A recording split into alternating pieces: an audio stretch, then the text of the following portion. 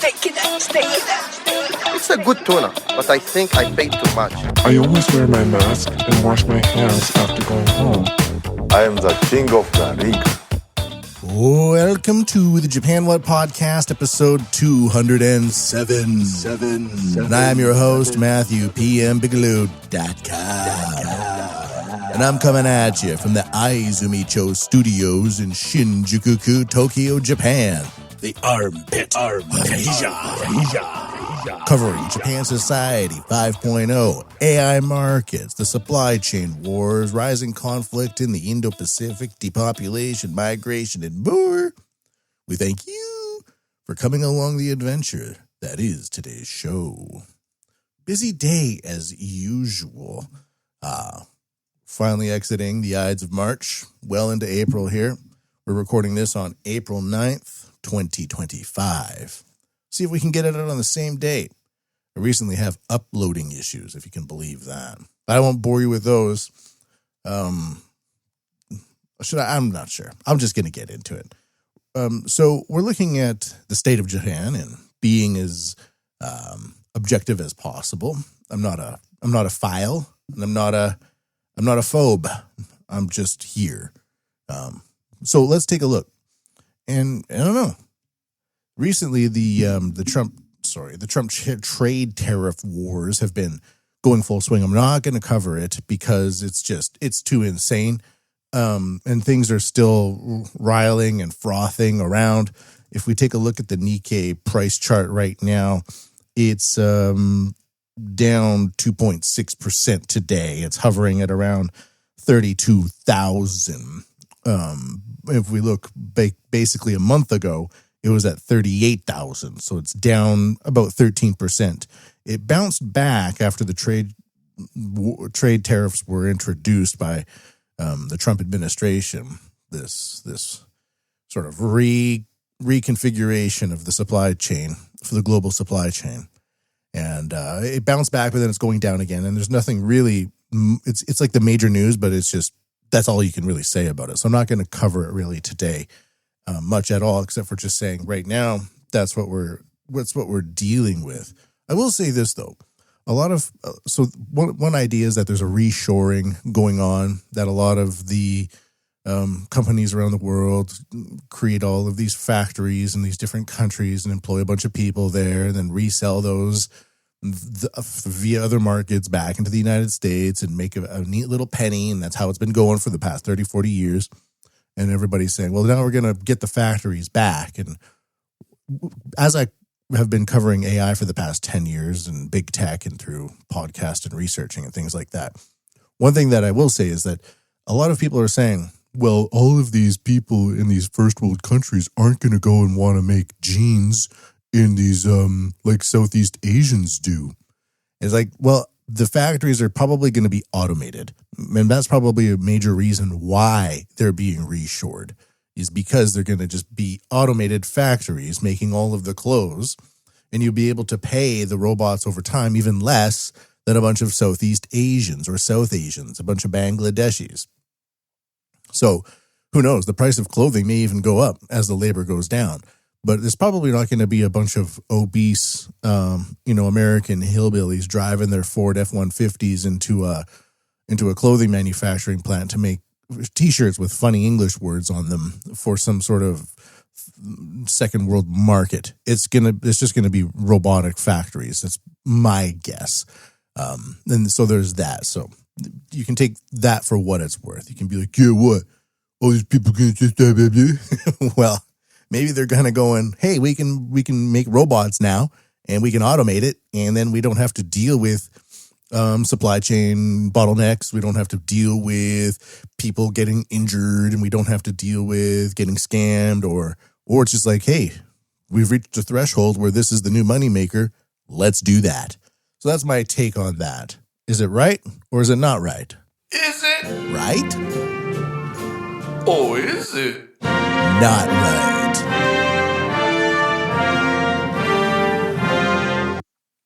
So we're going to take a look at today. We're going to do a little bit of economy, a new temporary segment called Suckers and Traitors. a little bit of the supply chain war, and quite a bit on Society 5.0 and technology for today, with a little bit of analysis. Sometimes, depending on the news, it's just like, here's a bunch of stuff, but, today there's a bit of analysis to go along with it. Japan bankruptcies in fiscal year 2024 top 10,000.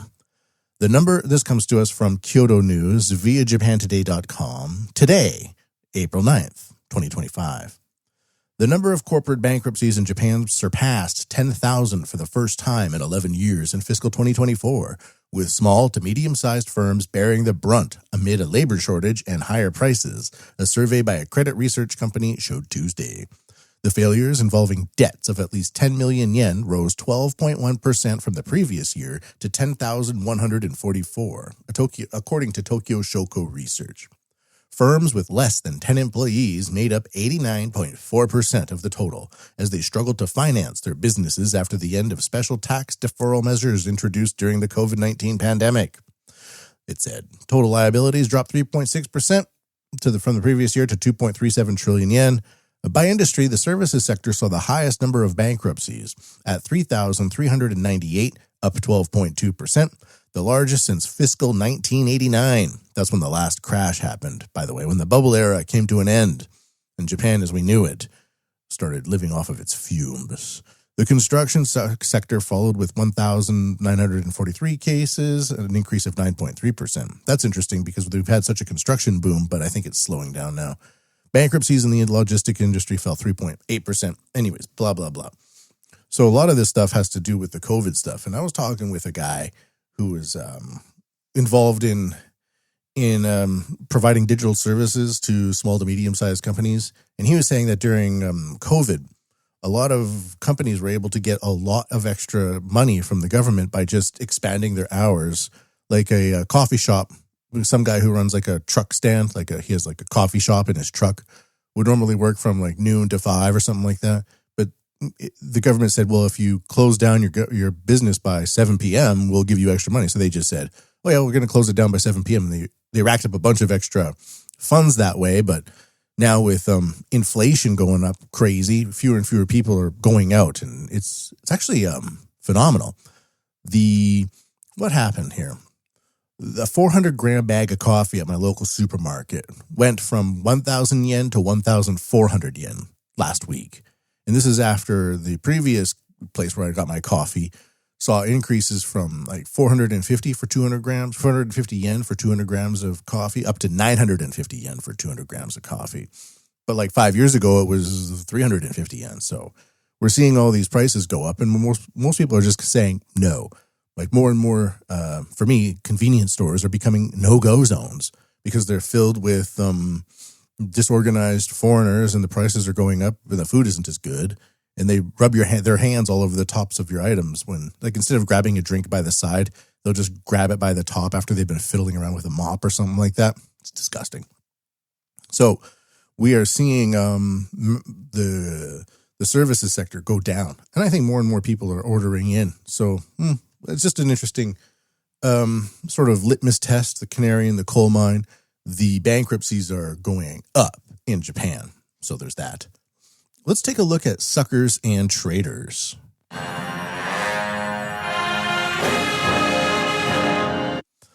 This is just coming up over in the news, and this has to deal with the supply chain war because as we are reconfiguring the new world order, Japan sits ideologically in the G7, more or less. That's the way it positions itself.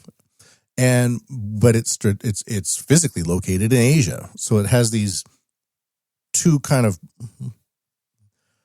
I don't know, incongruous things going on at the same time. It's not necessarily incongruous, but I mean, G7 is largely Europe and North America and things like that. Japan's on the outskirts, pushed right up against China, and we have this reconfiguration going on, like I said, with the tariffs and all that. Nobody knows what's going to happen at the end of it.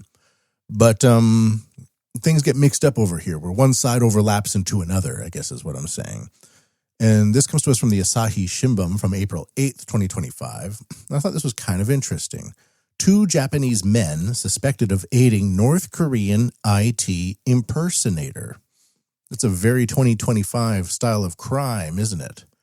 A North Korean-style IT impersonator. The Metropolitan Police Department on April 7th announced it referred 2 Japanese men to prosecutors on suspicion of providing their personal ID and financial information to an individual claiming to be North Korean. It is investigating the possibility that this may be part of illegal foreign currency acquisition activities by North Korean information technology workers who obtain IT-related jobs under false identities.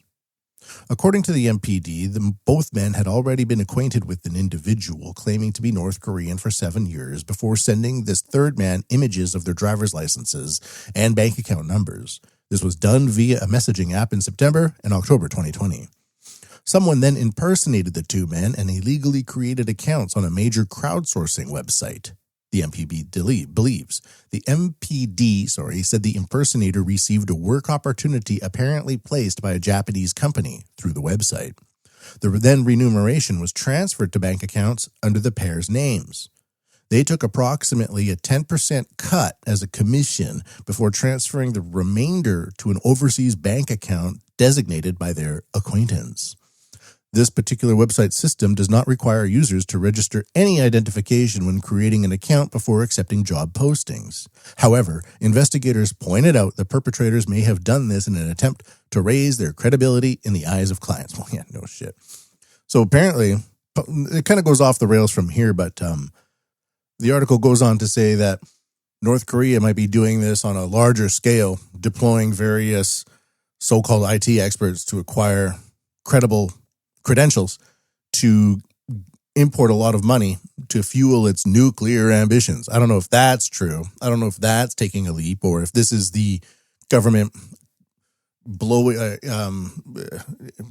extrapolating something that's relatively minor into something relatively major to scare people away from engaging in such activities. It's like, yeah, you might need the money, but do you want to fuel North Korea's nuclear activities?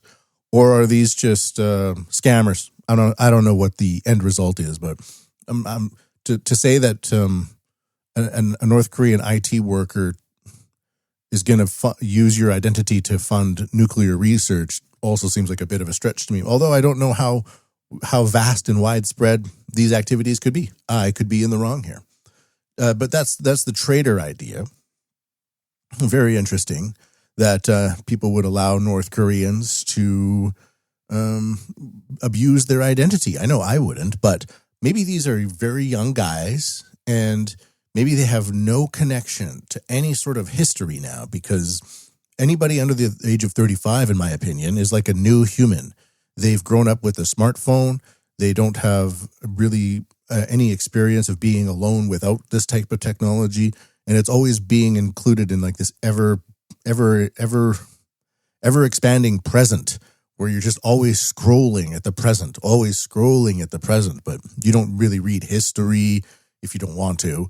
You don't have to engage with anything else if you don't want to. You can kind of exist as this extension of your phone in the modern world. And as long as you show up to work and perform your tasks, nobody asks anything of you. And my generation now in the mid-40s, we don't really care about what you do with your life. So when I was into my 20s, people in their 40s would kind of be a little bit more strict, a little scoldier, but not so anymore. I don't know if that's a good thing or a bad thing, but it is what it is. I've just noticed a lot of people in their mid-40s are not scoldy anymore. We certainly are not. We are not really a scoldy generation, it seems. So these 2 guys just could be like, yeah, whatever, free money. I don't really see the big problem. Yeah, North Korea. Yeah, I don't know. Do I believe the media? I don't know. They could just be totally ignoramuses. And that's how they're being targeted. So if you're not aware of your history, you may end up inadvertently funding a adversarial nuclear weapons program. How about that? Next one. So that's between Japan and North Korea. But Taiwan, in similar shores as Japan, on the seam, on the edge of Asia, although Taiwan is ethnically kind of a Chinesey place, but they have their own Taiwanese identity for certain. But it says, this comes to us from The Guardian, and this is from about a week ago, end of March actually, but it's just kind of folding into the one ideological stance, folding into the geographical influence of another. That's kind of what this is about.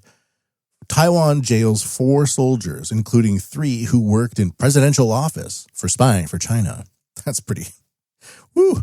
Soldiers had worked for extremely sensitive and important units, and their acts betrayed the country, Taipei court says.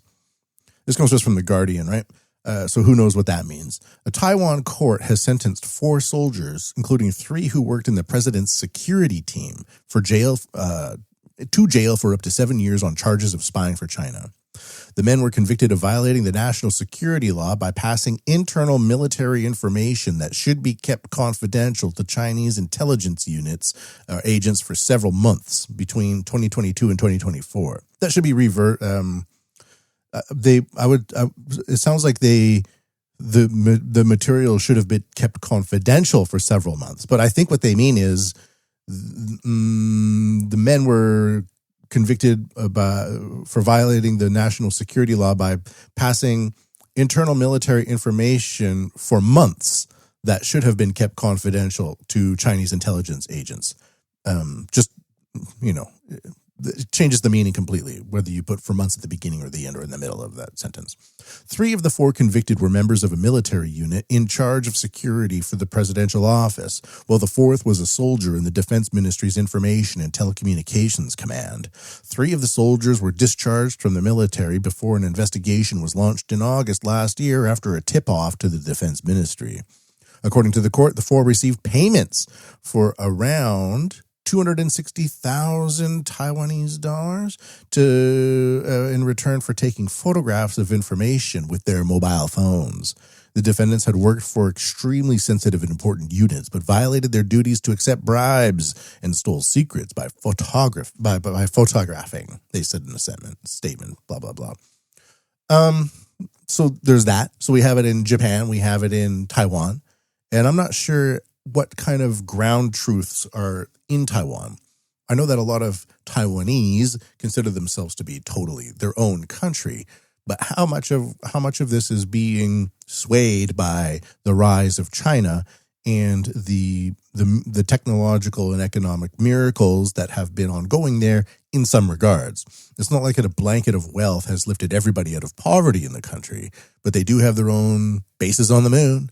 They do have their own space programs. They do have their own global AI networks. They are certainly on the rise. If you compare China, which was a country that was poor as shiznat 30 or 40 years ago, equal to that of Cambodia or even less to now, maybe a lot of people in Taiwan are saying, hey, we want a piece of that. We are selfish, and that's fine in a way. It's like, wait, we're going to be Americans someday. I'm not sure if you are. We believe in freedom, therefore we will never side with China. Maybe a few dollars will sway your mind. Certainly did for these people, and they were in high-ranking positions. And then another one for the suckers and traitors. I'm not going to be a traitor. I don't think that's a clean mark on your soul. You might be punished for that in some horrible karmic thing, despite all the horrible things that are happening in your actual life. At least you're not a traitor. Intel and Microsoft staff allegedly lured to work for fake Chinese company in Taiwan. So these are the suckers, or are they traitors? And of course, Microsoft is all over the world, and they have a huge presence in Asia. And we'll come back to this at the end of the podcast. Chinese tech companies created entities in Taiwan and disguised them so they had no connections to China, so they could lure top tech talent to work on significant projects. So says the Investigation Bureau of Taiwan's Department of Justice, which last Friday published an outline of a years-long probe into attempts to poach Chinese talent in defiance of laws that restrict investments and hiring by Chinese companies. This comes to us from the Register, by the way, from March 31st. It's April 9th, I know, but this is not a breaking news podcast. We look at recent things for future things, for the past things, and put it all together and kind of consider things. The Investigation Bureau alleges China gets around those measures by setting up companies that go to considerable lengths to hide their connection to the Middle Kingdom. I don't call it the Middle Kingdom. One of those companies is apparently called Yunhe Jiwang Shanghai Technology Co. Wow, they really made their secrets there, right? and develops high-end network chips. The Bureau claims its chips are used in China's Data East, Compute West strategy that, as we reported when it was announced in 2022, calls for 5 million racks full of kit to be moved from China's big cities in the east to new data centers located near renewable energy sources in the country's west. Data centers in China's east will be used for latency-sensitive applications while heavy lifting takes place in the west. So they're probably in China taking all their advanced equipment in the east, and it's kind of becoming legacy now, moving it to the west and replacing their stuff in the major cities or next to the data centers in major cities with the new stuff. That would be my guess. Created by Huawei and Xiaomi and all those other companies. Staff from Intel and Microsoft were apparently, the third Chinese entity, and this one's going to be very well hidden. You would never guess that it had Chinese links. This is called Shenzhen Tongri Microelectronics Technology. Disguised itself so well, Taiwan's Ministry of Industry and Information Technology lauded it as an important innovator and growth company. As a result of the Bureau's work, prosecutors' offices in 7 Taiwanese cities are now looking into 11 Chinese companies thought to have hidden their ties to Beijing. Yeah. Other companies are called like Beijing CCP display manufacturers. I don't know, but I don't know if these are the actual names that were operating in Taiwan or anything, but that would be kind of a crazy thing. We had no idea this company called Shenzhen was linked to China. Sorry, Taiwan. But there we go. So we have these interesting acts of subterfuge going on, and I'm not sure. I don't think we have a lot of subterfuge from the G7 going on in China right now. They seem to be pretty nationalistic. They hard to sway. They have their family ties there, and they don't want them rounded up and put into someplace somewhere. They also have the tracking on their phones and all of their assets contained in their QR code payment systems that could be seized at any moment. So it seems to me that it's probably harder for the G7 to operate subterfuge in the Middle Kingdom, as it's called by people who want to sound impressive, and that's certainly not me, who want to operate in China or do subterfuge in China. But China seems to be pretty good using its proxies in North Korea into infiltrating this seam of the East that folds from the geographical location of Asia into the ideological framework of the G7. Suckers and traitors.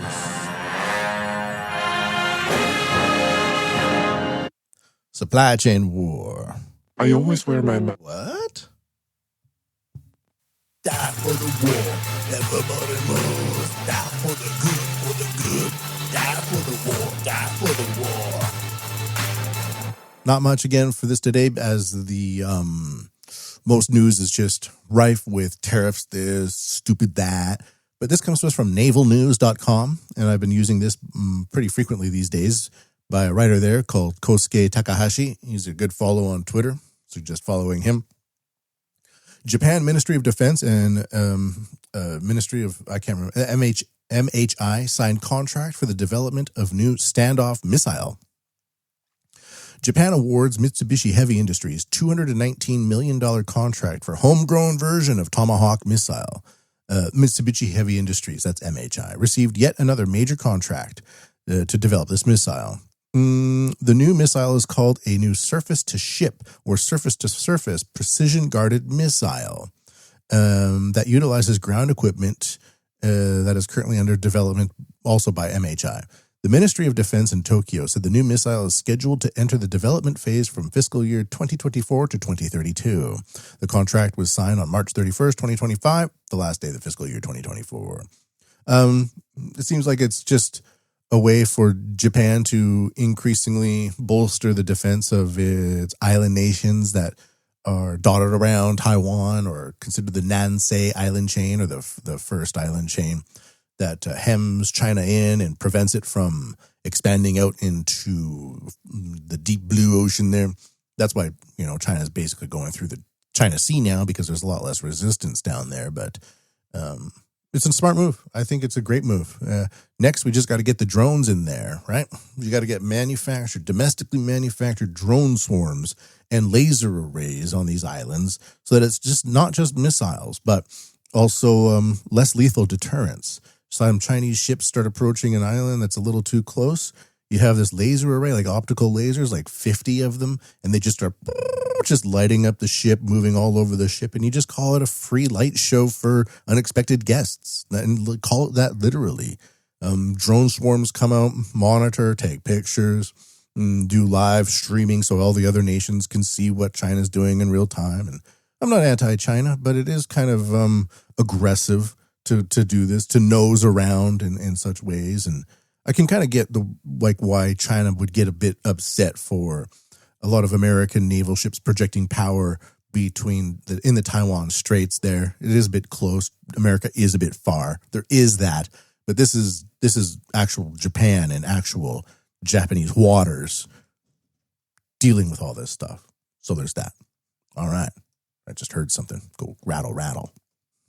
Who knows what that means? Next, U.S. forces to deploy large reconnaissance drones in southern Japan. U.S. forces will deploy large reconnaissance drones in the southern Japanese prefecture of Okinawa for an indefinite period to enhance surveillance and information gathering, the Japanese Defense Ministry said Tuesday. The MQ-4C Triton aircraft are expected to begin operating out of Kadena Air Base within a few weeks. The Triton is a long-endurance unmanned aircraft with a wingspan of around 40 meters, designed to fly at higher altitudes to cover wider areas than other drones that have been stationed in the area since 2023. Last year, the U.S. military tentatively deployed 2 Tritons for about 5 months, and this is just to deal with Chinese military activity that has been increasing. Quote, "We strongly demand that the deployment plan be reconsidered and that our burden be reduced in a visible manner," Okinawa government Denny Tamaki said in a statement. Yeah, this guy is like very much against all the occupation of Okinawa and all of that, and I kind of get it. But if you withdraw that military there, who's going to move in? What other military will move in? So there's that, a couple of big drones from America, but I want drone swarms on these islands all over the place in contained boxes and stuff like that. And they can charge and do little missions and come back. And it's produced in Japan, by Japan, for Japanese needs. Wouldn't that be interesting, Japan? Will you get there? I sure hope so. That's it for the supply chain war for today. We have an increase in domestic production of missiles, but still an over-reliance on foreign drones to protect the Japanese shores from an encroaching China. Die for the war, everybody move. Die for the good, die for the war, die for the war. On to Japan Society 5.0. The fourth industrial revolution will enable us to create a new society. Artificial intelligence will transform the big data collected through the Internet of Things into new wisdom. Society 5.0. A technology-based, human-centered society. The fourth industrial revolution will raise our standard of living and solve various challenges we face. It will, for example, free us from the stress of driving, allowing us to safely visit anyone, anytime. We will have access to the latest medical advancements at a low cost, no matter where we are. AI and robots will enhance human ability and expand our infinite possibilities, helping us enjoy more fulfilling lives. Society 5.0. For the betterment of human lives. I want a robot. So that's the Japanese government's vision for the future using an AI umbrella term called Japan Society 5.0. 1.0, we're wandering around the caves. 4.0, it's where we were 10 years ago. We're 4.3 or 4.5 right now, and we're moving into 5.0. Everything is wireless. Everything is connected, and everything is AI, and it's going to help us. That drone delivery stuff never came around, did it? It was like hyped up for a few years. They did a bunch of trials and testing. Just never really came along.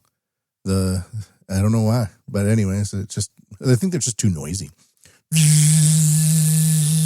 having 10,000 of those fly around your apartment buildings while people order like t-shirts or some sort of innocuous thing like a nose hair brush cleaner thing.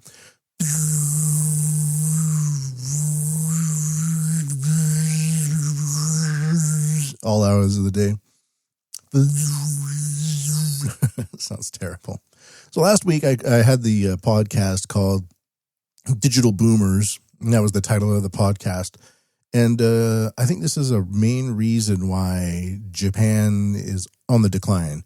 And other aging societies, or other societies that have decided to go the SDG eco immigration route, are also facing this challenge.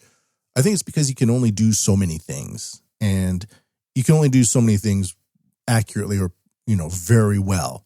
If you do something like AI society at less than 90% capacity, you're going to end up with a bunch of stuff that doesn't really add cohesion, because you can only do so many things with what you have, right? Like a governmental organization, it's like, hey, we're going to import all of these people. We're going to do SDGs and ESG, but we're also going to do AI.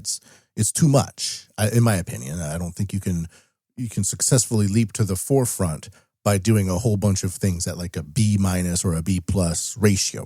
Also, the speed in which boomer societies operate with their paperwork, and the bureaucracy tends to envelop other new innovations and drown them in their own processes, so they don't really have a chance to spread their wings and fly, as it were. And this is what today's first article here is about. And this ties into last week, the digital boomers. And this is kind of it's a take. Let's just leave it at that. So this comes to us from the Mainichi, Japan's national daily since 1922. And it says, quote, "Firms asleep at the wheel won't survive. Biz leaders sound alarm on Japan's global decline." April 6, 2025. And I'm going to say, I wonder why. This is what's happening. I wonder why. Japan once led the world with its manufacturing prowess, but now it's a digital transformation laggard. Can Japanese companies change course in time to meet the new AI economy? I'm kind of paraphrasing here. In February, one of the world's largest technology expos was held in Saudi Arabia, where cutting-edge technologies such as AI and Web 3.0 were showcased. Approximately 2,500 companies and organizations participated, drawing around 200,000 visitors over 4 days. At the event, one Japanese figure stood out in particular, Ken Kutaragi, 74 years old, known as the father of Sony Corp's PlayStation and former vice president of the electronics giant. Well, he was asked a lot by View of AI, and he says it's thrilling, but he expressed his concerns as well. Japanese companies that have spent the past 10 to 20 years asleep at the wheel probably won't survive. Brilliant minds connect globally now, and progress is so accelerated that what took a year before now takes only a day, even just 10 seconds. This is, of course, related to AI agents and graphics design, prompting, and things like that. It shifts away from there. So he's 74 years old, and he's like, "Wow, why can't we innovate? I'm the major leader here. We're 70 years old. We can't innovate." So this next one in this article here, it says, "Caught in the innovator's dilemma." Quote, "We were slow in integrating the transformative impact of digitalization and network technologies," reflected Kazuo Hirai, president of Sony. He's 64 years old. Interesting. Heavy domestic focus hinders growth. Quote, "Japanese companies lack genuine growth ambition. They likely find comfort just sticking to their current conditions," pointed out the chairperson and president of fast retailing company Tadashi Yanai, 76. So we have a 76-year-old, a 64-year-old, and we also have another 74-year-old being quoted in this report about Japan's global decline, about why there is a lack of innovation. This reminds me of the shift from ships using flags to ships using radios for conducting maneuvering at sea in wartime efforts. The flagship would be the main ship, and the captain of the flagship would hoist flags or raise flags, and that color and coordination of the flag would tell the other ships what to do. That was the fastest way to do things. In comes another innovation called radio, and other navies start using radio, but the old guys don't know what it even means, or it's just a stupid toy for young people, so they don't use it. They get left behind. That's what happened. This is also the same thing. There's the old man at the computer trying to tell the young kids how to utilize AI to transform their society. It is a case of digital boomers. By the way, I go to MatthewPMBigelow.com, and you can read these articles for yourself and also see some of the pictures there. But like even the Mainichi doesn't really focus on any young tech leaders. They could have. There's DXYZ, there's Frido, there's a whole bunch of AI innovations, but a lot, like when I worked at the Yomiuri from 2020 to 2022 as an editor and a page designer, the head of the Yomiuri at the time was like 95 years old. So that's the largest newspaper in Japan. So it's like even more, that's the silent generation, or even, I don't know what that 95-year-old would be, but it's older than boomers. So it's like the silent generation are in charge, and they view the boomers as their younger generation, but they're in their 60s and 70s as opposed to their 90s. But what about the 40s and then the 20s? And then now the 15-year-olds, and in 10 years, they're going to be 25. That'll be the next generation entering the workforce. Like, we're so behind because of these aging systems that are still in control but can't adapt because of the aging systems. You can't get an old dog to learn new tricks. Oopsies. All right, next one. And it's like, okay, so we're expecting like this huge $100 billion a day growth in AI markets and how it's going to transform the world and make everything better. And of course, in Japan, we do have this idea of the digital boomers. But then when we look at other major implementations of artificial intelligence that I think are great and I support completely, it's not as though they generate a lot of wealth. It's more like they cut costs or used for predictive maintenance. And so it kind of creates value by cutting costs, but it doesn't it eliminates jobs and it replaces skills with just computers. In this case, we have from news.ntv.co.jp, Fukui Prefecture uses AI to identify cracks and holes in roads to reduce the burden of maintenance.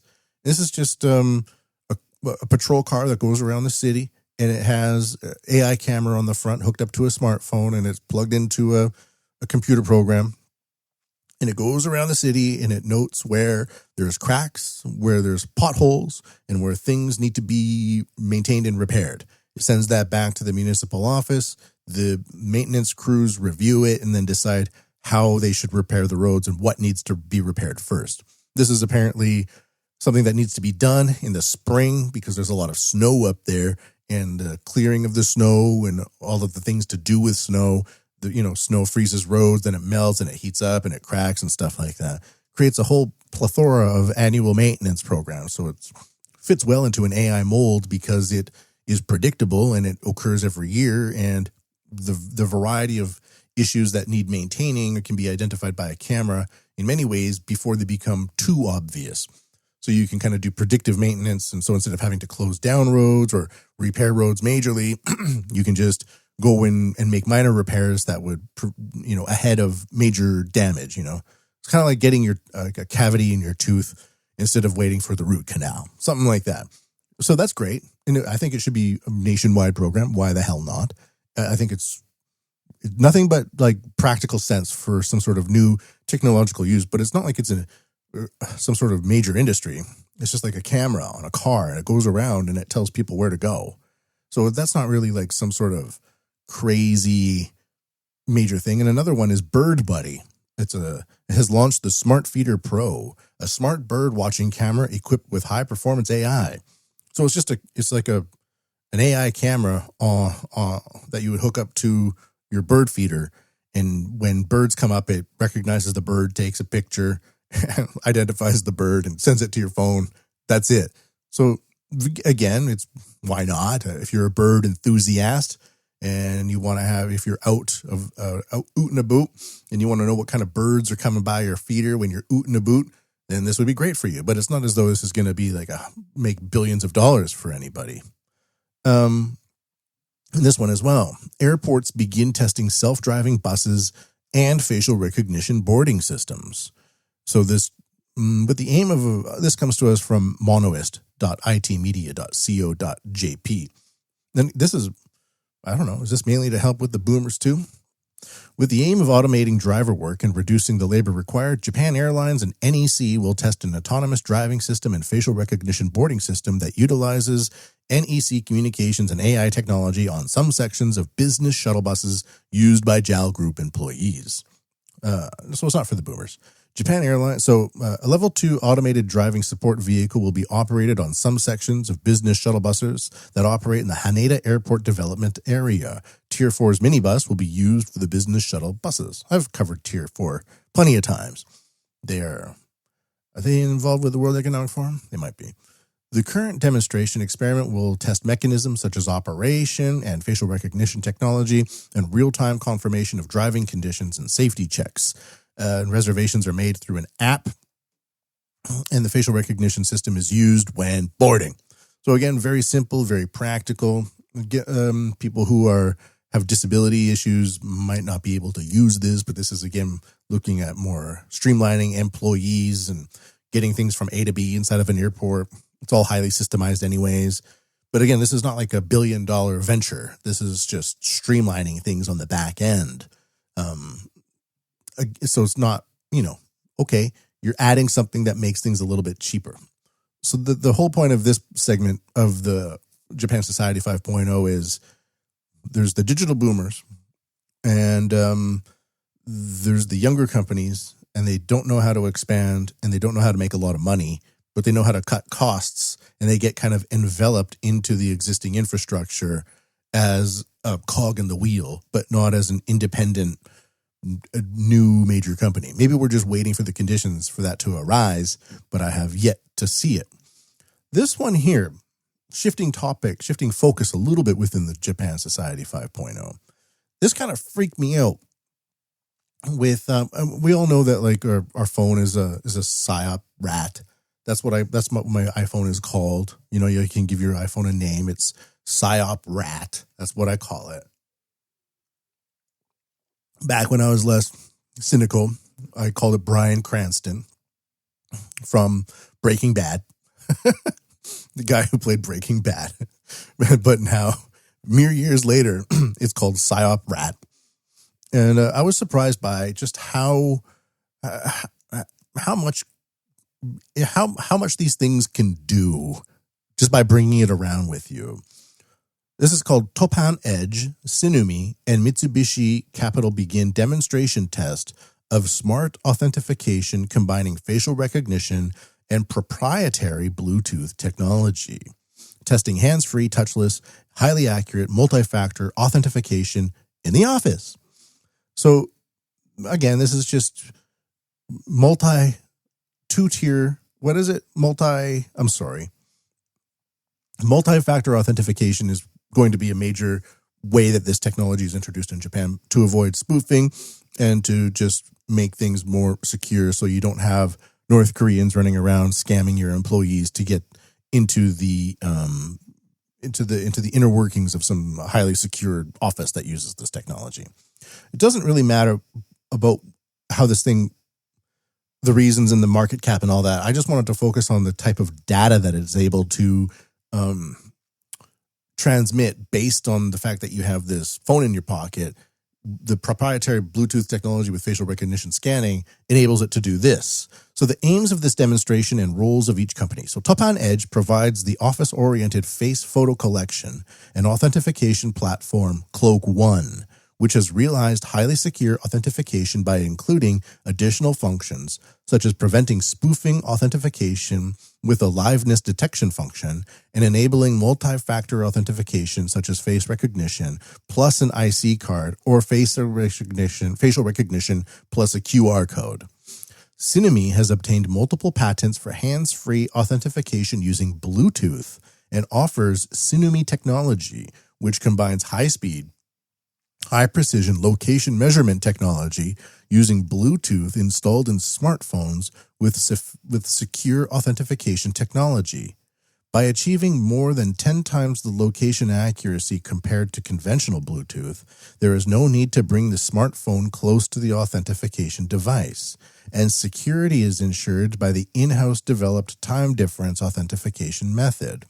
In addition, authentication is possible even with a smartphone in the sleep state, achieving both high convenience and safety. So just by having your smartphone in a sleep state in your pocket, you go in front of a facial recognition camera and somehow it uses the Bluetooth in your phone to prove that you're there. What? Just by having it in your pocket. Isn't that incredible? I mean, I had to go through a rigmarole to get there. But your smartphone is even in the sleep state, and the facial recognition camera is confirming that you're there. Crazy.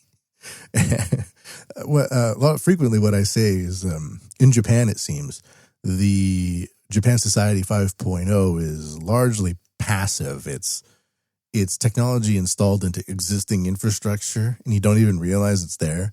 Well, in China, it's very like gung-ho, here's our AI, and look at it go, and isn't this amazing Chinese technology, something that you would never be able to do? And they like, wow, here it is.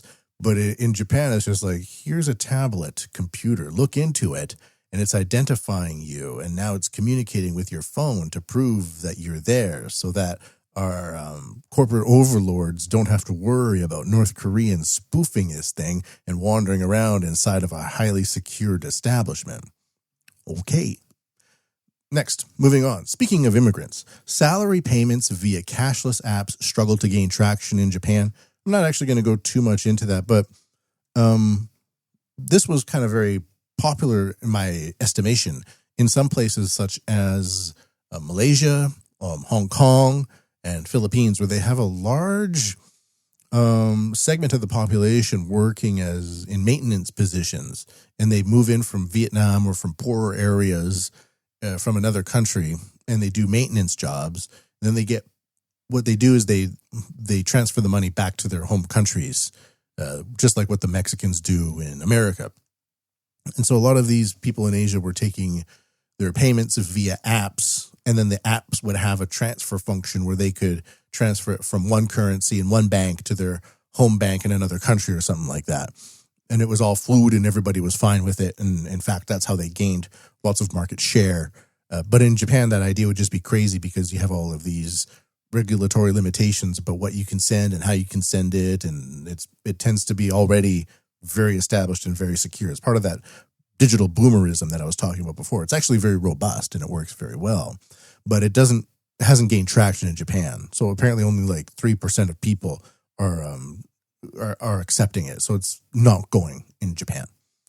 Next one, I won't go into this too much. This is just another example of how things are becoming more efficient with these AI endeavors, but not exactly leading to massive amounts of profits. Japan Airlines' new AI app will make it easier for cabin attendants to report in-flight events with Microsoft's 5.4 small language model. So it's a small language model. This is apparently just cabin crew. Something happens, somebody pukes. They have to write a whole report about it. Now they can just select some things that happened and then it will make its own report. So they don't have to spend hours making reports that will do it for them just by selecting a few things. So then they can go pour drinks and stuff like that. I'm not going to go too much into it. Moving into AI agents. Manefo to introduce AI agent to improve business efficiency for small and medium-sized businesses. So this is, of course, another idea that perhaps some companies in Japan will be able to create AI agent blocks and just provide small to medium companies with AI agents where they don't have to hire people. They can just have something in their computer, manage their books for them, and move on from there. Labor shortage, less talent available. A lot of the younger people, I'm not sure how reliable they are. All of that stuff. Maybe even people who have small businesses in their 40s and 50s don't have enough capital raised to employ a bunch of people. So they're relying on AI agents. This is just another example of that. But a lot of this stuff is using AI programs from ChatGPT or other companies or other countries. So I have a company and I use this program and it reduces the costs and maybe I can make more money. But the funding that I would normally use to hire somebody locally now goes back to America. So there's like this digital outflow. And to tie this a little bit into the tariff war, a lot of the positioning by the Trump administration is saying like, well, we allow millions of Japanese cars on American soil, but almost no Japanese cars. No Japanese will buy American cars for Japan. Well, a way that Japan would be able to counterpunch with this argument would be to say, well, we have most of our companies exclusively use American products for digital IT infrastructure, whether it's Amazon Web Services, whether it's Microsoft Azure to the actual hardware that we're using, whether it's MacBooks or Windows and all this proprietary licensing with Microsoft Word and all this stuff. That all goes back to America in large part. So yeah, you take our cars, but we take your IP, and it's flowing back to you in big ways and more and more as fewer and fewer people buy cars here at large ticket items and more people invest in digital infrastructure. So that would be a way to punch back, Japan government, if you're listening. The digital inequality, the digital gap that's going on right now. But that just means Japan has to develop it itself, just like with the drones.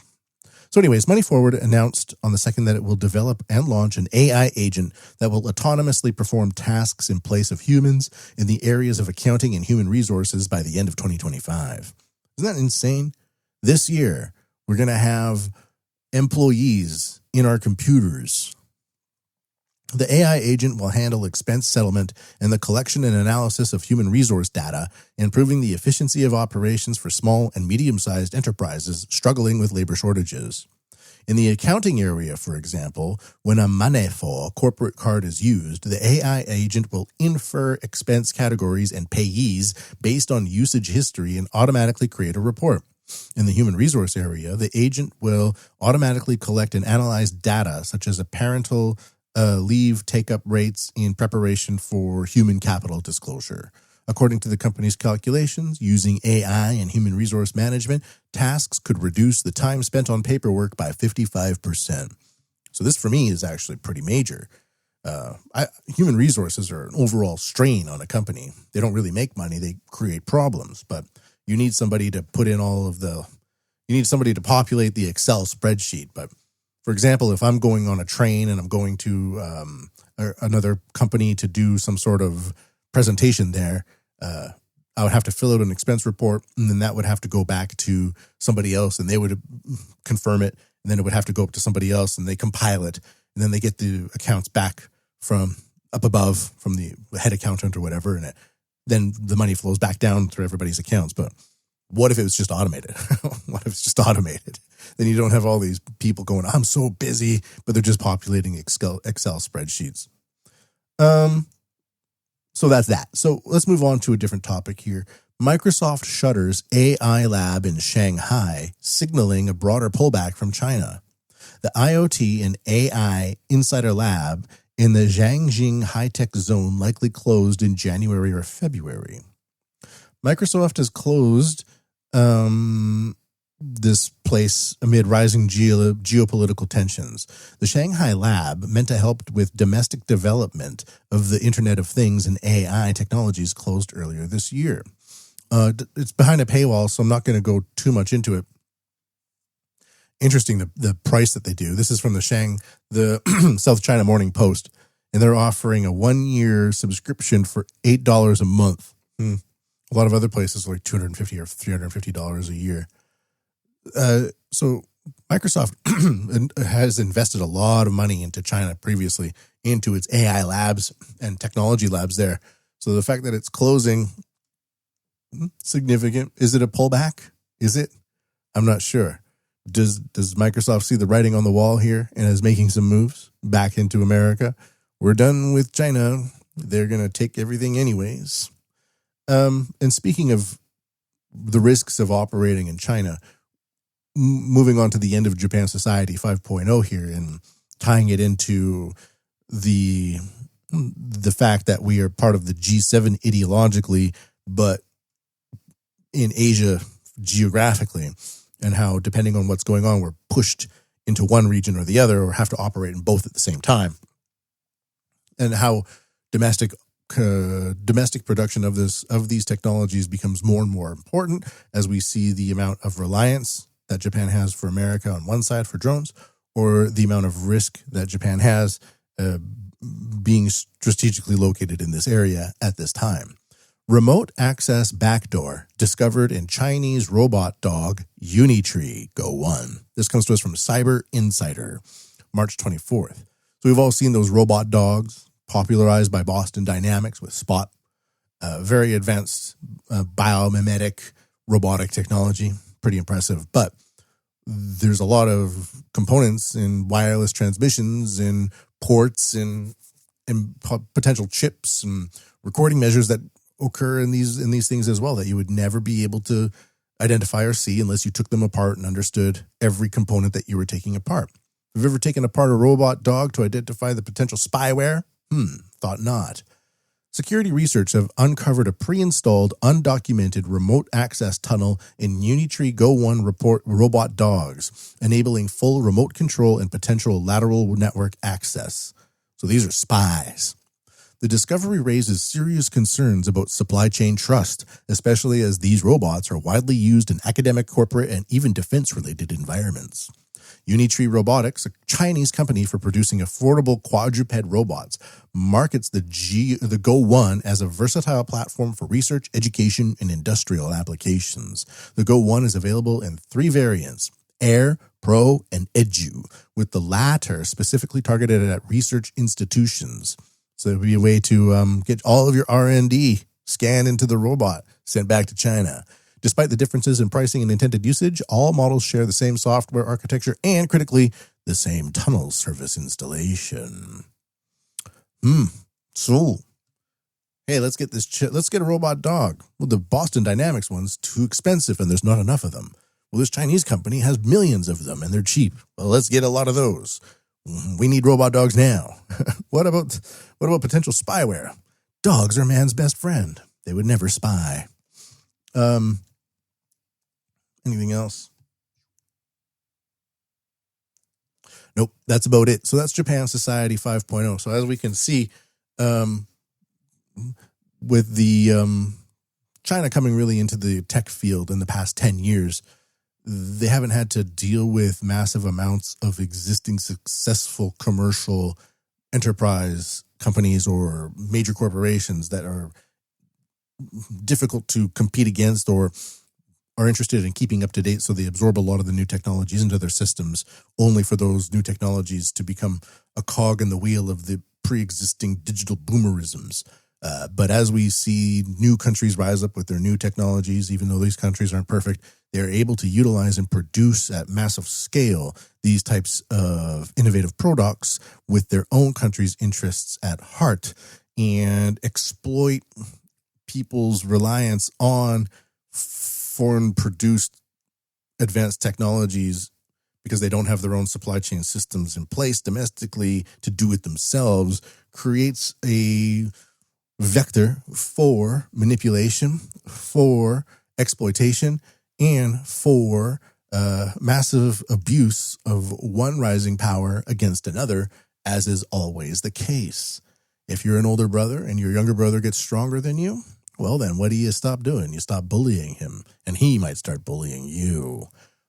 Many such cases. So that's Japan Society 5.0 for today.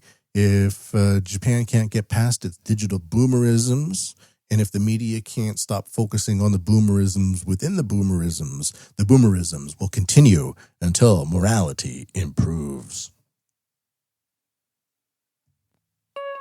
The fourth industrial revolution will enable us to create a new society. Artificial artificial intelligence will transform the big data collected through the Internet of Things into new wisdom. Society 5.0, a technology-based, human-centered society. All right, I'm going to close out the podcast with a song here. The song is made by AI, by Suno. I took today's headlines, I put them into Grok, got Grok to make a sonnet. I go back and forth with Grok to tune up the sonnet a little bit, and then I plug the sonnet into Suno to make some songs, and that's going to be the review for today. I hope you like the song. I think it's one of the better ones. What do you think? Let me know. Let's listen. A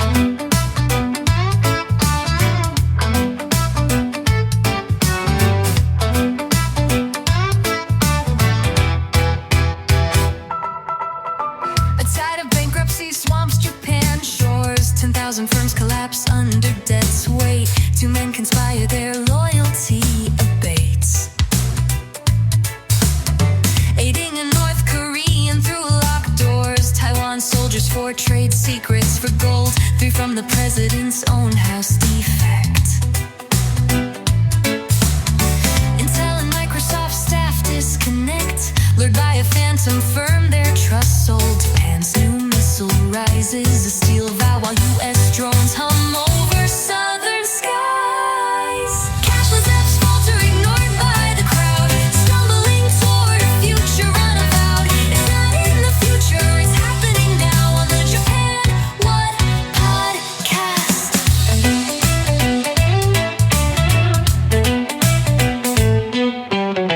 Fukui's roads meant under AI's sharp gaze. Cracks and holes mapped by a mind of code.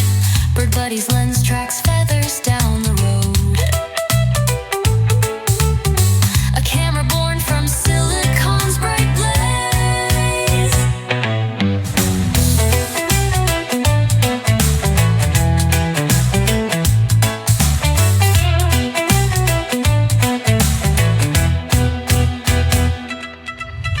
Airports shift, buses glide without hands. Faces unlock gates in a seamless sweep.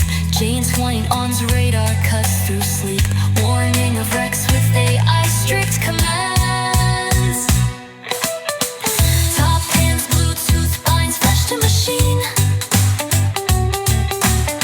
While mining foes age and live small firms load. Jail's crew taps V4 to encode. Reports filed fast in a digital sheet.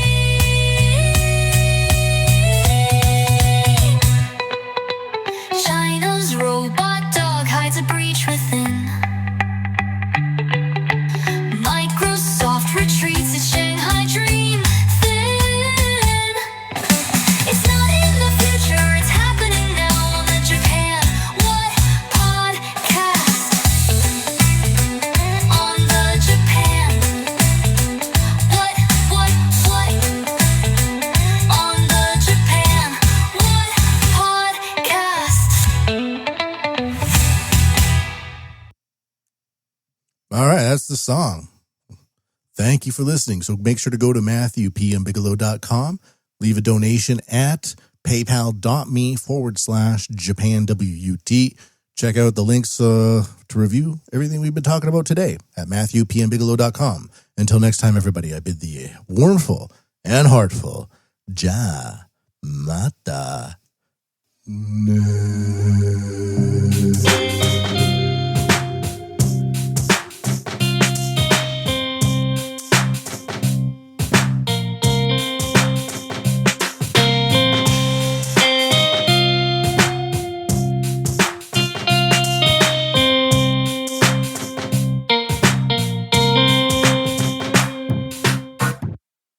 You